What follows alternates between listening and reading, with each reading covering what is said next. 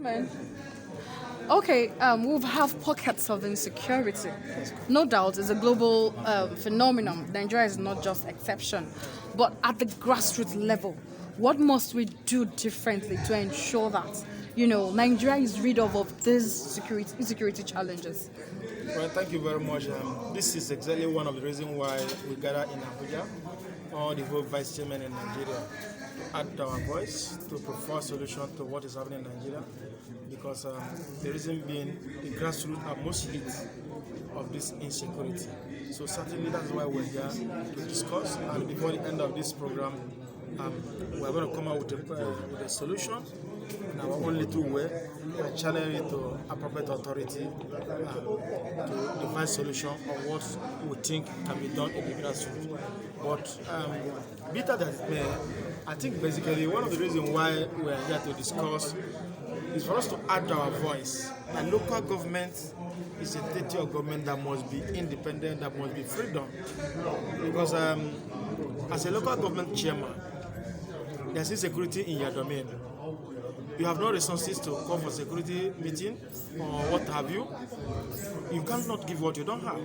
So it is important for government to also look inward to this grassroots and give them autonomy, give them financial freedom to enable them tackle what is happening in their domain. Every country in the world where you have insecurity emanates from a local government, from a community. And when the community head, the councillor, the local government, hands are tight, you can't give what you don't have. That is the truth. So that is why we are here as vice chairman of all the whole vice chairman in Nigeria to brainstorm, because security is everybody's business. For me, it's not about the president, it's not about the governor, it's about me and you. Everybody should be involved. Everybody should be involved in tackling this insecurity, because insecurity is everybody's business. Because when the country is in deep chaotic, there will be no development, there will be no peace anywhere. All the money you acquire in the world is becoming useless. Look at what is happening in Afghanistan today. Yeah. I'm sure nobody is happy with what is happening there. This is what you get when you push the local people to the wall. This is what you get when you push the grassroots to the wall. This is what you get when there's injustice in the land. Okay, now let me just ask another question briefly. We've had, according to the UNESCO, we have about 18 million out of school children. What should the local government leadership do to help, this? Because, the child you fail to train today will become the terrorist that will not give you peace tomorrow. Well, you come back to what I was saying.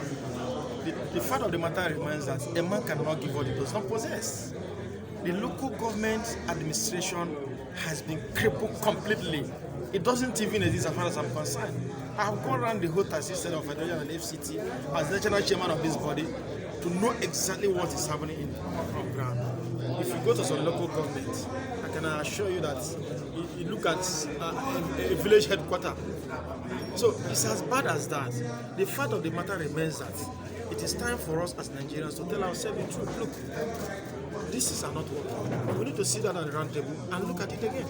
In United Kingdom here, they don't have states. What they have is local council, because they know the effective of local council. Because these are government closer to the people. No, in fact, on daily basis, as a vice chairman, I receive 20, 30, 50 requests from people. Some of the requests is 1,000, some of them are 2,000. Some people, their wife in the hospital.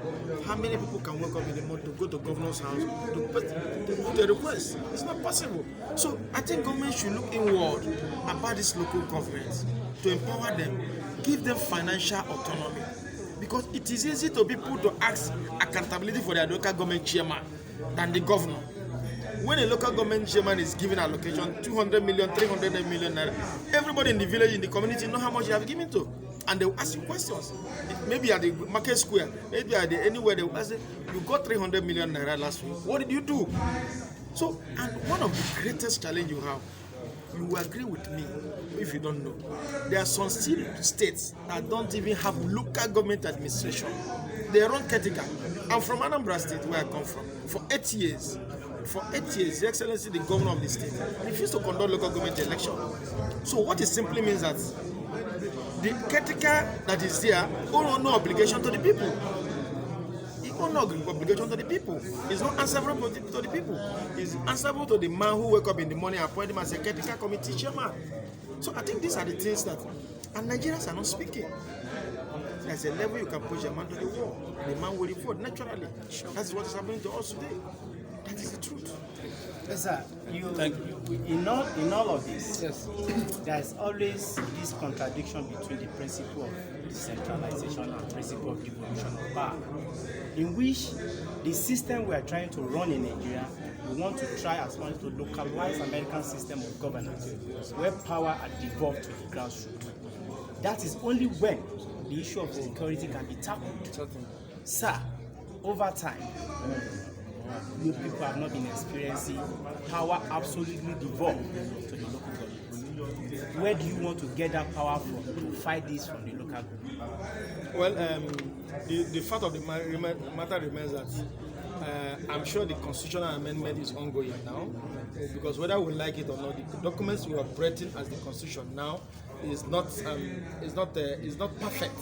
So we need to look at it in some area, because there's nothing that is sacrosanct. This constitution is constitution of 1970, and Nigeria is growing on a daily basis.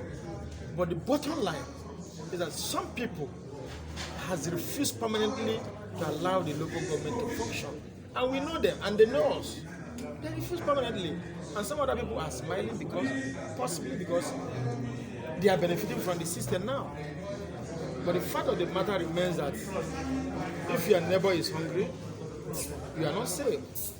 That's what is happening. So the constitution itself need to look into. Are you continuing to agitate and you continue to dialogue? I don't agitate. We dialogue and lobby. It has not yielded anything. We dialogue. We continue to like that. Governance is about talking, lobbying and dialogue. We continue to dialogue. We continue to speak to the conscience of Nigerians. We continue to speak to the conscience of the people who have the country at heart like we do, who sincerely love this country like we do. So dialogue is the way. There's no agitation. There will be nothing like agitation. Yeah. That means we must restructure this. Well, whatever you say, the most important thing is that we must sit down as one people and look at our problem and solve it. Thank you. Your name was again, sir?